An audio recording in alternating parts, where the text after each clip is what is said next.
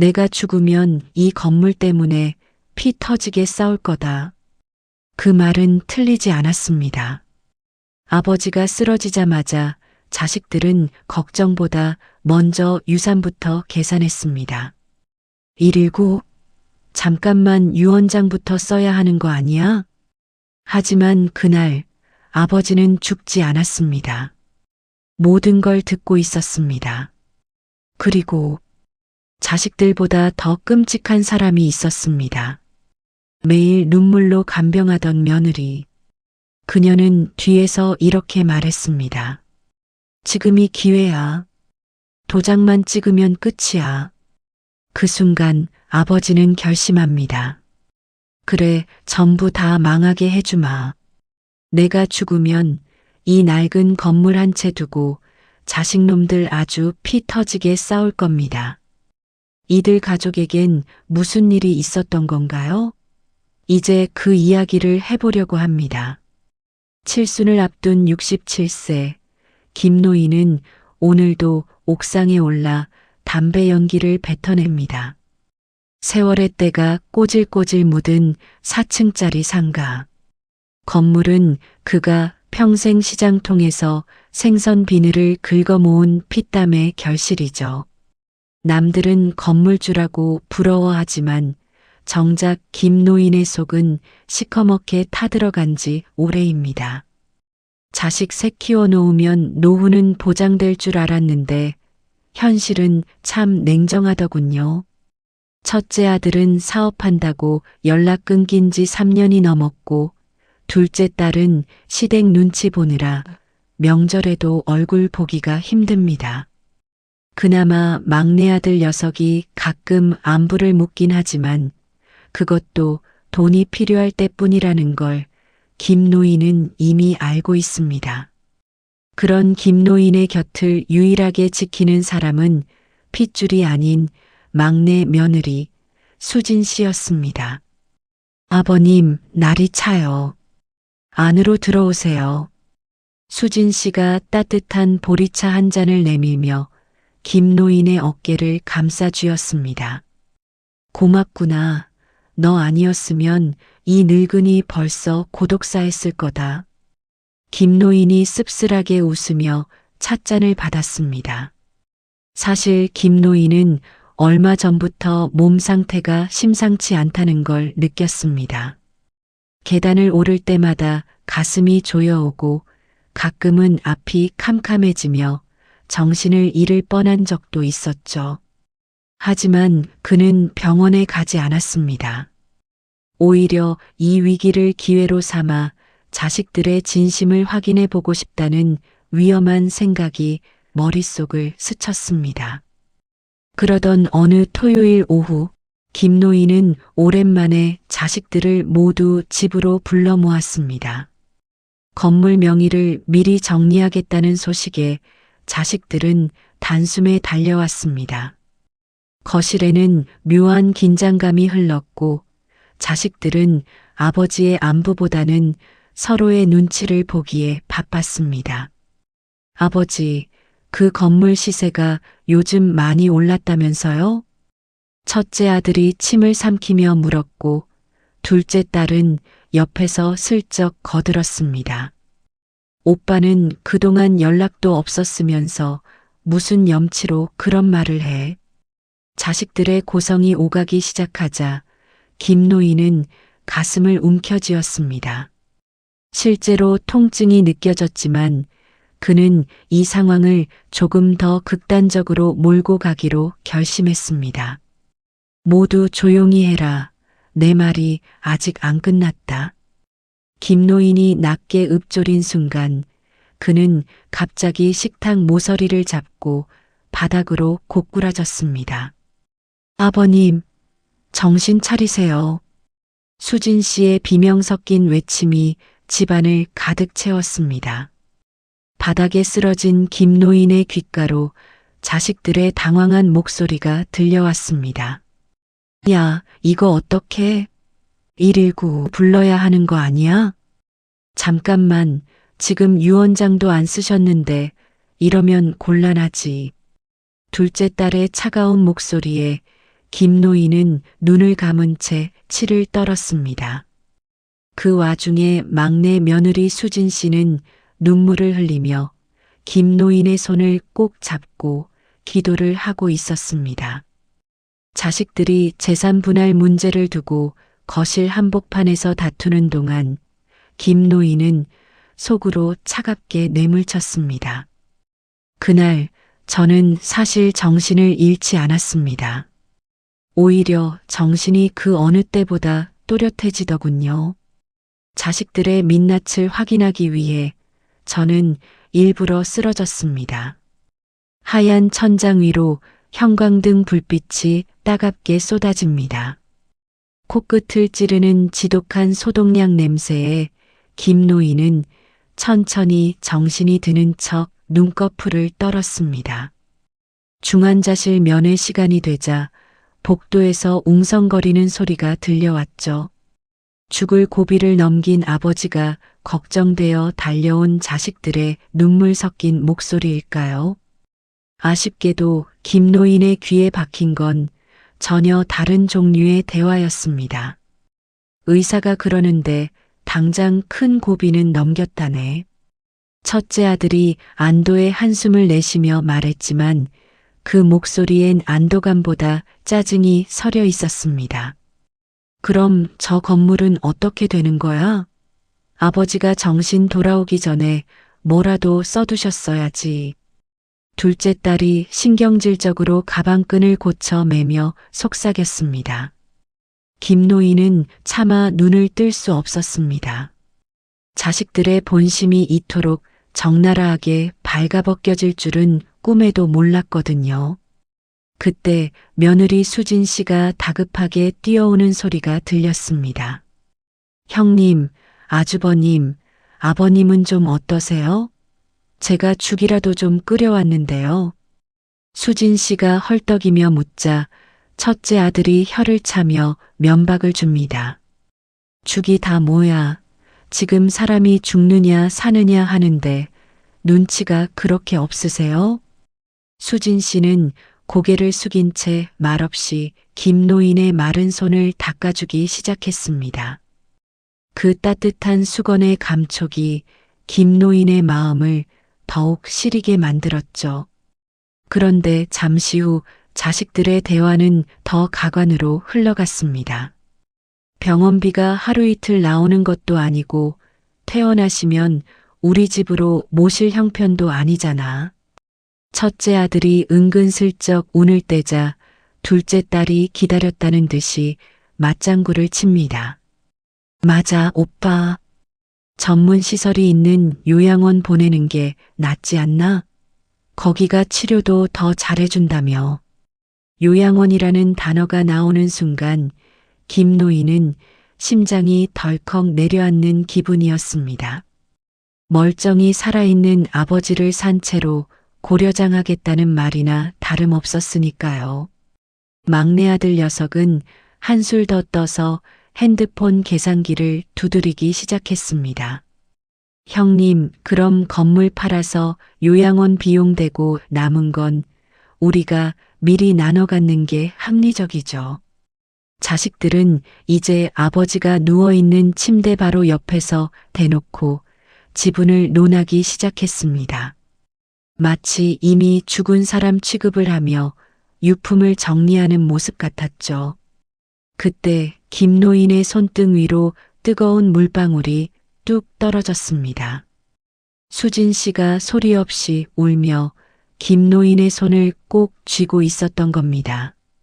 아버님, 죄송해요. 제가 부족해서 아버님을 이런 곳에 계시게 하네요. 수진 씨가 떨리는 목소리로 중얼거렸습니다. 김노인은 가슴속에서 뜨거운 것이 울컥 치밀어 올랐습니다. 내 뱃속으로 낳은 자식들은 건물 한 채에 눈이 멀어 나를 치워버릴 궁리만 하는데 남인 며느리는 나를 위해 울어주다니. 김노인은 감았던 눈을 아주 조금 뜨고 자식들의 뒷모습을 보았습니다. 서로 더 많이 가져가겠다고 삿대질하며 다투는 그 비루한 뒷모습들을요. 아, 내가 아직 안 죽었는데 벌써 나를 나눠갔는구나. 김노인은 이 지옥 같은 병실에서 결심했습니다. 이 연극을 끝내는 날 자식들이 가장 소중하게 여기는 그것을 절대로 그냥 두지 않겠다고 말이죠. 재산 앞에서는 천륜도 무색해진다지만 그날부터 시작된 자식들의 쇼는 참으로 가관이었습니다. 병실 문이 닳도록 드나들며 곡소리를 내던 큰아들과 둘째 딸의 발길이 뜸해지는 데는 딱 일주일도 걸리지 않았거든요. 처음엔 간병인 비용을 누가 낼 거냐며 병실 복도가 떠나가라 싸우더니 결국 슬그머니 꼬리를 빼며 각자의 일상으로 도망쳐버렸습니다. 지칠 법도 한 그 빈자리를 묵묵히 채운 건 막내 며느리 수진 씨뿐이었습니다. 그녀는 매일 아침 김노인의 욕창을 방지하려 무거운 몸을 정성껏 뒤집어주고 굳어가는 다리를 주무르며 땀방울을 흘렸습니다. 아버님, 오늘 날씨가 참 맑아요. 얼른 일어나셔서 저랑 산책 가셔야죠. 수진 씨가 다정한 목소리로 말을 건네며 젖은 수건으로 김노인의 얼굴을 닦아주었습니다. 김노인은 여전히 의식이 없는 척 눈을 감고 있었지만 그녀의 손길에서 느껴지는 진심의 가슴 한구석이 아릿해졌습니다. 그러던 어느 날 한동안 나타나지 않던 첫째 아들이 술에 취해 병실로 들이닥쳤습니다. 당신만 효부 난 줄 알아요? 어차피 아버지가 당신한테 건물 줄 것 같아요? 첫째 아들이 삿대질하며 수진 씨를 밀치자 그녀는 바닥에 주저앉으면서도 김노인의 링거줄을 먼저 챙겼습니다. 아주버님, 술 드셨으면 집에 가서 주무세요. 아버님 놀라시잖아요. 수진 씨가 단호하지만 조용하게 첫째 아들을 설득해 밖으로 내보냈습니다. 그 소란 중에도 김노인은 미동조차 하지 않았지만 속으로는 천불이 났습니다. 그런데 며칠 뒤 수진 씨의 행동에서 묘한 위질감을 느끼는 사건이 벌어졌습니다. 수진 씨가 잠시 자리를 비운 사이 그녀의 가방에서 서류 뭉치가 떨어졌고 그걸 주우려던 김노인은 슬쩍 눈을 떴습니다.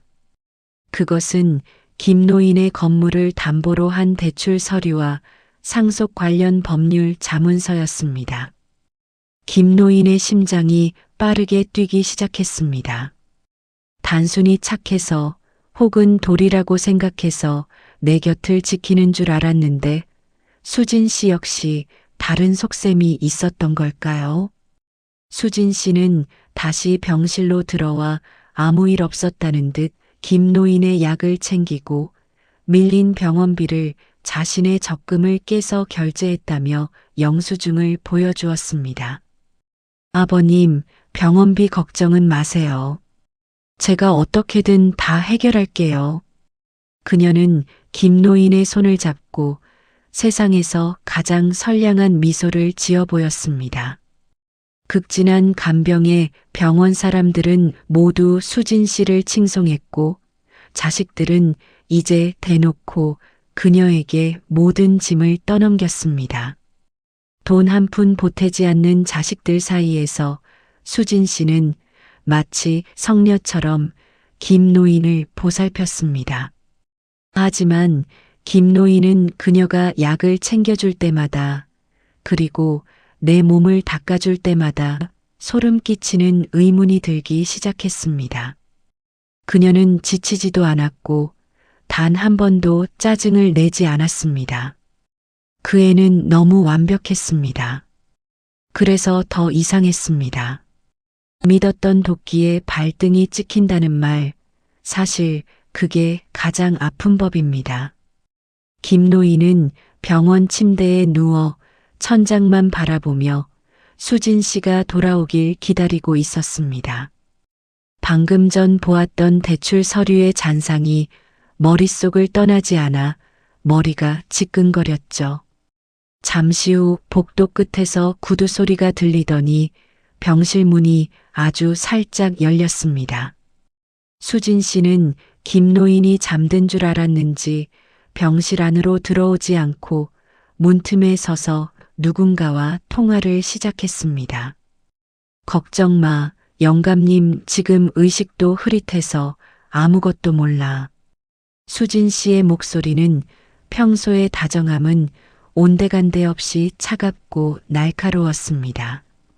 지금이 기회야. 등기 이전 서류는 이미 다 준비해뒀으니까 타이밍만 보면 돼. 그녀의 입에서 나온 등기 이전이라는 단어에 김노인은 심장이 멎는 것 같았습니다. 자식들, 걔네는 자기들끼리 싸우느라 정신없어서 우리가 움직이는 것도 모를걸. 수진 씨가 낮게 낄낄거리며 웃는 소리가 적막한 병실 안으로 스며들었습니다. 김노인은 온몸에 소름이 돋아 입술을 꽉 깨물었습니다. 나를 위해 울어주던 그 눈물도, 내 발을 닦아주던 그 정성도 모두 이 건물을 통째로 삼키기 위한 연극이었던 걸까요? 그때 갑자기 수진 씨가 통화를 멈추고 병실 안을 들여다보았습니다. 김노인은 본능적으로 눈을 감고 고른 숨을 내뱉으며 깊은 잠에 빠진 척했습니다. 아버님, 아직 주무시네요. 수진 씨가 다가와 김노인의 이마에 손을 얹었습니다. 그 손길이 아까와는 다르게 뱀의 살결처럼 차갑고 징그럽게 느껴졌습니다. 그녀는 김노인의 머리맡에 놓인 물컵을 보더니 슬그머니 하얀 가루를 섞어 넣었습니다. 이거 드시고 푹 주무세요, 아버님. 그래야 서류에 도장 찍을 때 편하시죠. 수진 씨가 혼잣말을 중얼거리고는 다시 병실을 나갔습니다. 김노인은 그녀가 나가자마자 컵에 담긴 물을 바닥에 쏟아버렸습니다. 손이 덜덜 떨리고 눈물이 왈칵 쏟아졌지만 여기서 무너질 수는 없었습니다. 자식들은 이미 버린 자식들이고 믿었던 며느리마저 괴물이었다는 사실에 김노인은 정신이 번쩍 들었습니다. 이제 누구도 믿을 수 없는 이 거대한 감옥에서 살아남아야 했습니다. 다음 날 아침 수진 씨가 과일을 깎으며 다정하게 말을 걸어왔습니다. 아버님, 오늘 기분은 좀 어떠세요? 저 알아보시겠어요? 김노인은 초점이 풀린 눈으로 수진 씨를 멍하니 바라보았습니다. 여기가 어디냐, 너는 누구냐? 김노인이 혀 꼬인 소리로 묻자 수진 씨의 눈이 순간적으로 반짝였습니다. 당황하는 척하면서도 입가에 번지는 미세한 미소를 김노인은 놓치지 않았습니다. 이제부터는 진실을 아는 자와 빼앗으려는 자의 위험한 동거가 시작될 참입니다. 그날부터 저는 기억을 잃은 척하기로 했습니다. 눈을 뜨자마자 제가 가장 먼저 본 것은 저를 보살피던 며느리의 가식적인 미소였습니다. 저는 이제 결심을 굳혔습니다. 저들을 속이기 위해 세상에서 가장 비참한 노인이 되기로 말이죠. 어느 날 오후 문 안을 온 첫째 아들을 보며 저는 멍한 눈빛으로 입을 열었습니다. 아이고, 박서방 왔는가? 어여 앉게나. 김노인이 엉뚱한 이름을 부르며 아들의 손을 잡았습니다. 아버지, 저예요. 첫째 태수라고요. 박서방은 누구예요? 첫째 아들이 당황하며 되물었지만 저는 그저 허허 웃으며 창밖만 바라보았습니다. 김노인은 침대 옆 서랍장을 뒤지더니 낡은 양말 속에서 꼬깃꼬깃한 1,000원짜리 몇 장을 꺼내 보였습니다. 이게 내 전 재산이야. 아무도 모르게 숨겨둔 거니까 자네만 알고 있게나. 김노인이 비장하게 속삭이자 아들의 얼굴에는 실망과 안도감이 동시에 스쳐 지나갔습니다. 그 소식은 삽시간에 다른 자식들에게도 퍼졌습니다. 아버지가 치매에 걸려 정신줄을 놓았다는 소문이 돌자 자식들의 태도는 무서울 정도로 차갑게 변했습니다. 이제 아버지는 존경의 대상이 아니라 처분해야 할 짐이나 다름없게 된 것이죠. 주말이 되자 자식들이 모두 병실로 모여들었습니다. 제가 자는 척 누워있는 동안 그들은 제 발치에 앉아 마치 물건을 고르듯 대화를 나누더군요. 이제 아버지는 판단 능력이 완전히 없으신 것 같아 성년 후견인 신청부터 해야 하지 않을까? 둘째 딸이 손톱을 만지작거리며 차갑게 내뱉었습니다. 맞아. 더 늦기 전에 건물을 내 명의로 돌려놔야 세금 문제도 깔끔해. 정신 나간 노인네 붙잡고 있어봐야 뭐하겠어? 첫째 아들이 제 주머니를 뒤져 열쇠 꾸러미를 챙기며 낄낄거렸습니다. 그때까지 얌전히 있던 며느리 수진 씨가 슬며시 끼어들었습니다. 형님, 아주버님, 아버님 모시는 건 제가 할 테니 건물 관리는 제가 하는 게 맞지 않을까요? 수진 씨의 말에 자식들은 눈을 부릅뜨며 다시 고성을 높였습니다. 재산이라는 먹잇감을 앞에 둔 하이에나들이 제 침대 위에서 날카로운 발톱을 드러낸 셈입니다. 그들은 제가 기억을 잃었다고 확신했기에 제 앞에서 못할 말이 없었습니다. 심지어 막내 아들은 제 귀에 대고 속삭이기까지 하더군요. 아버지, 그 건물 인감도장 어디 뒀는지 기억 안 나세요? 빨리 말해야 편히 쉬시죠. 저는 속으로 피눈물을 흘리며 잠꼬대를 하듯 웅얼거렸습니다. 하지만 제 머릿속은 그 어느 때보다 명료하게 그들의 추악한 대화를 기록하고 있었습니다. 자식들이 서로의 멱살을 잡고 재산을 어떻게 나눌지 싸우는 소리가 병실 벽을 타고 흉측하게 울려 퍼졌습니다. 저를 앞에 두고 인간이기를 포기한 그들의 민낯을 보며 저는 마지막 복수의 방점을 찍기로 했습니다. 그들은 제가 아무것도 모르는 바보가 되었다고 믿으며 축배를 올릴 준비를 하고 있었습니다.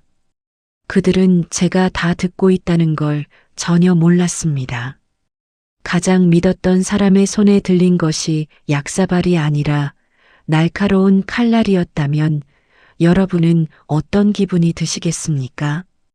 김노인은 초점이 풀린 눈으로 천장을 응시하며 며느리 수진 씨와 막내 아들의 은밀한 속삭임을 가슴에 새겼습니다.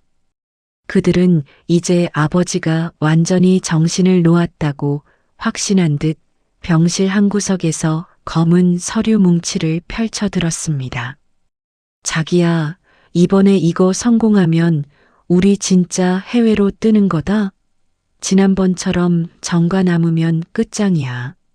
막내 아들이 불안한 듯 손톱을 깨물며 말하자 수진 씨가 싸늘한 눈빛으로 그를 다그쳤습니다. 걱정 마. 영감님 인감도장 위치만 알아내면 끝이니까. 위임장 서명은 내가 비슷하게 흉내낼 수 있어. 김노인은 등줄기에 서늘한 소름이 돋는 것을 느꼈습니다. 정성 가득했던 며느리의 간병이 사실은 사기 전과를 가리기 위한 가면이었고 막내 아들은 그 각본의 공범이었다는 사실에 숨이 턱 막혔습니다. 그들은 이미 김노인의 건물을 담보로 수십억 원의 사채 대출을 받을 치밀한 계획을 세워두고 있었습니다. 아버님, 저 왔어요. 맛있는 과일 좀 드셔보실래요? 수진 씨가 언제 그랬냐는 듯 천사 같은 얼굴로 다가와 김노인의 손을 정성스레 닦아주었습니다. 그러더니 슬며시 본색을 드러내며 귓가에 입술을 바짝 밀착시켰습니다. 아버님, 그 안방 장롱 밑에 숨겨둔 작은 상자 있잖아요. 거기 열쇠 어디 있는지 기억나세요? 수진 씨의 달콤하면서도 소름 끼치는 목소리가 김 노인의 고막을 파고들었습니다. 김 노인은 멍청한 표정을 지으며 침을 흘리는 신용을 했고 바지에 실수를 한 듯 이불을 적셨습니다. 더러워 죽겠네, 진짜. 야, 빨리 도장이나 찾아. 막내 아들이 코를 막으며 짜증 섞인 목소리로 수진 씨를 재촉했습니다. 김 노인은 그들의 멸시 섞인 시선을 온몸으로 받아내며 속으로 피눈물을 삼키고 또 삼켰습니다. 잠시 후 자식들이 모두 돌아가고 어둠이 짙게 깔린 병실에 정적이 찾아왔습니다. 김 노인은 감았던 눈을 번쩍 뜨고 침대 밑에 숨겨두었던 작은 수첩과 펜을 꺼냈습니다. 낮 동안 치매 노인 연기를 하느라 덜덜 떨리던 손이 분노로 인해 오히려 차갑고 단단하게 고정되었습니다. 자식들이 그토록 원하던 건물과 인감, 그리고 그들의 추악한 범죄 공모 내용까지 하나하나 기록해 나갔습니다. 비상구 불빛에 의지에 한자 한자 눌러 쓰는 글자마다 아비로서의 마지막 정이 뚝뚝 끊어져 나갔습니다. 이 건물은 너희들의 탐욕을 채워줄 먹잇감이 아니라 너희들의 죄를 증명할 덫이 될 것이다. 김 노인은 입술을 질질 깨물며 마지막 마침표를 찍었습니다. 그날 밤 저는 유서를 새로 썼습니다. 단순한 유서가 아니라 제 자식들의 가면을 벗길 가장 잔인한 복수극의 시나리오를 말입니다. 자식보다 낫다는 말이 사람에게만 해당되는 줄 알았습니다. 병원 생활 한 달째 소독약 냄새에 찌든 제 영혼을 유일하게 위로해 주는 건 피를 나눈 자식이 아니었습니다. 제가 쓰러지던 날부터 현관문 앞을 떠나지 않고 지저대던 작은 생명, 하얀 말티즈 구름이 뿐이었죠. 면회 금지 구역이라 볼 수 없다는 제 말에 수진 씨는 귀찮은 듯 녀석을 아는 지인에게 맡겨버리려 했습니다. 하지만 저는 치매 노인인 척 억지를 부려 녀석을 병원 앞 공원까지만이라도 데려오게 만들었습니다. 멀리서 유모차에 탄 반려견 구름이가 보인 순간 제 가슴은 말로 다 못할 만큼 뜨거워졌습니다. 깅, 깅.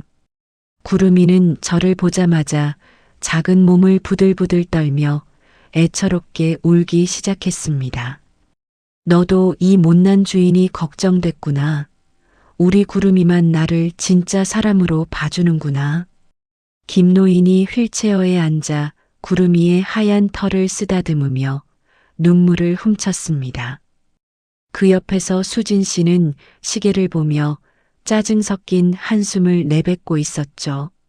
아버님, 이제 그만 들어가요. 얘 때문에 털 날리고 냄새나서 병원에서 난리예요. 수진 씨가 구름이를 낚아채듯 유모차에 다시 집어넣으며 말했습니다. 그 순간 구름이가 수진 씨의 손등을 콱 깨물었습니다. 아, 이 미친 개가 진짜. 수진 씨가 구름이를 때리려 손을 치켜들자 김노인은 본능적으로 그녀의 팔을 붙잡았습니다. 안 된다. 내 새끼 때리지 마라. 김노인이 소리를 지르자 수진 씨는 당황한 듯 주변 눈치를 살피며 손을 내렸습니다. 동물은 본능적으로 알았던 겁니다. 누가 저를 해치려 하는지, 누가 저를 진심으로 사랑하는지 말이죠. 자식들이라고 부르는 인간들은 제 병실에 올 때마다 제 몸에 손 한 번 얹지 않았습니다. 혹시라도 병이 옮을까 혹은 귀찮은 일에 엮일까봐 멀찌감치 서서 통장 이야기만 늘어났으니까요. 하지만 구름이는 제 마른 손을 핥고 또 핥으며 제 체온을 확인하려 애썼습니다. 그날 밤 병실로 돌아온 저는 어둠 속에서 홀로 질문을 던졌습니다.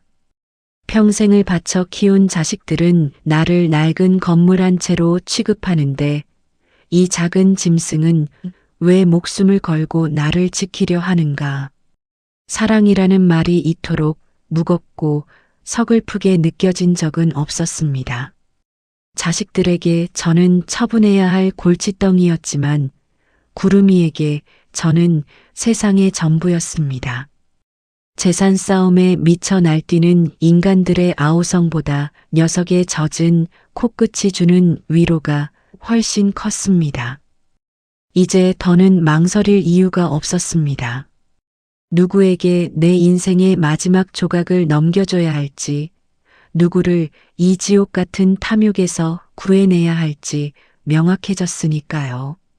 저는 창밖의 차가운 달빛을 보며 마지막 서류에 지장을 찍었습니다. 그래서 저는 결정을 내렸습니다. 폭풍전야의 정막이라는 말 혹시 들어보셨습니까?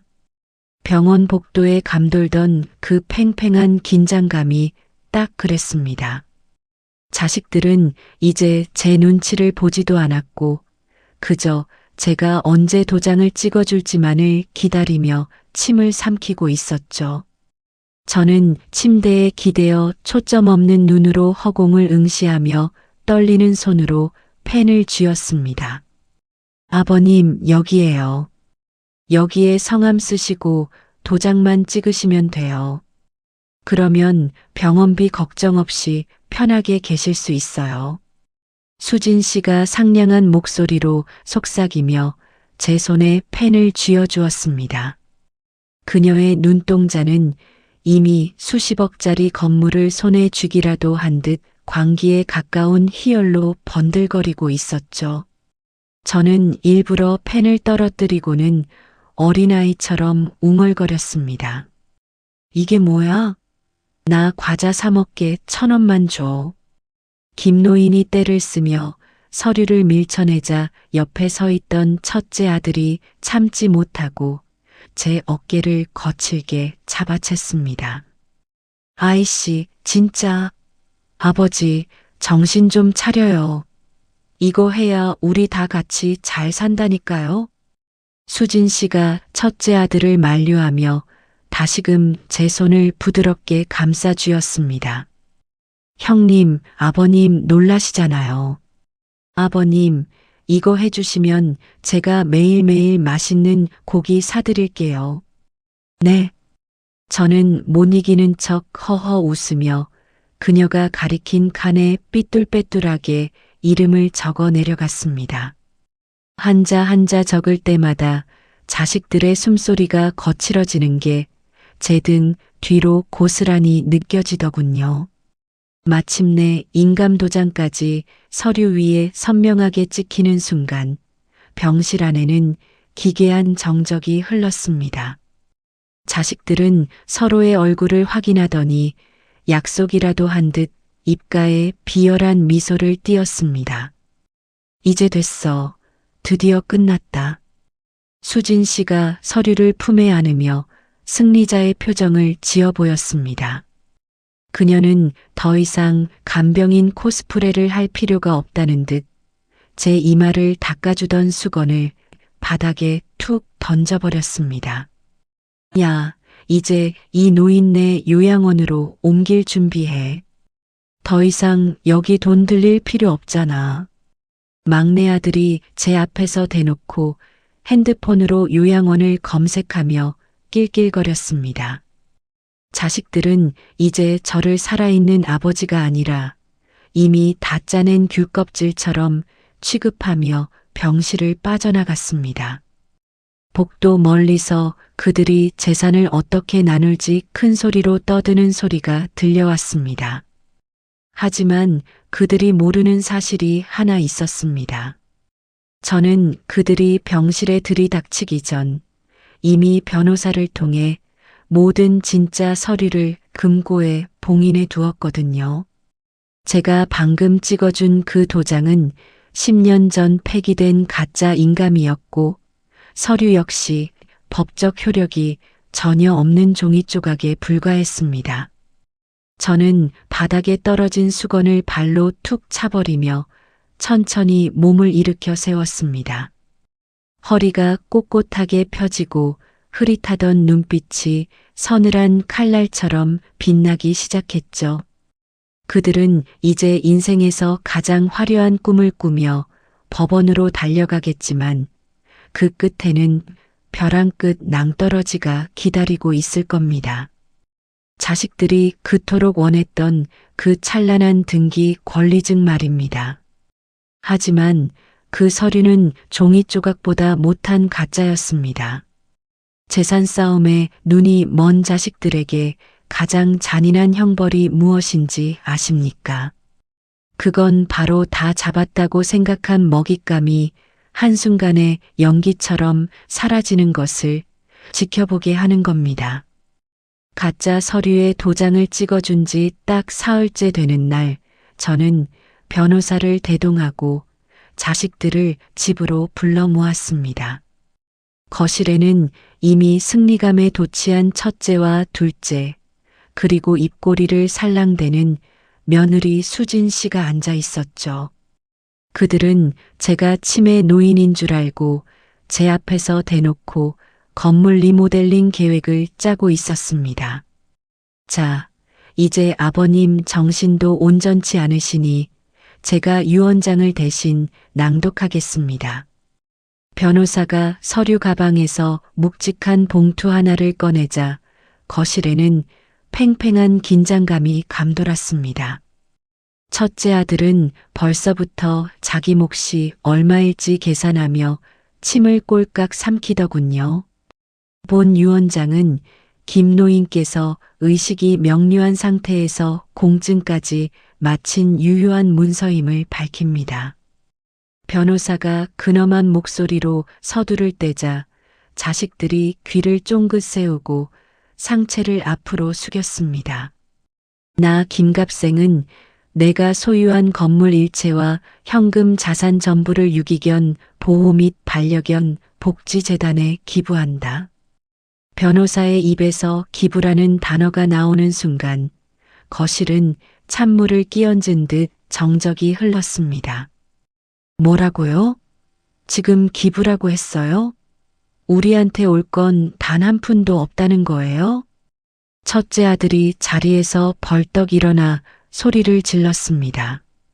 이건 무효야. 아버지가 제정신이 아닐 때 쓴 거라고요. 둘째 딸도 얼굴이 하얗게 질려 변호사의 멱살을 잡을 듯 달려들었습니다. 하지만 변호사는 침착하게 서류 한 장을 더 꺼내 보였습니다. 이건 아버님께서 병원에서 촬영하신 영상 기록입니다. 본인의 의사가 명확함을 입증하는 자료죠. 모니터 속 영상에서 저는 그 어느 때보다 또렷한 눈빛으로 말하고 있었습니다. 나를 짐짝 취급한 자식들에겐 단 1원도 줄 수 없다. 내 곁을 지킨 건 오직 내 강아지뿐이었다고요. 수진 씨는 사들고 온 과일 바구니를 바닥에 떨어뜨린 채 넋이 나간 표정으로 저를 바라보았습니다. 아버님, 저한테 이러시면 안 되죠. 제가 아버님 발을 어떻게 닦아드렸는데.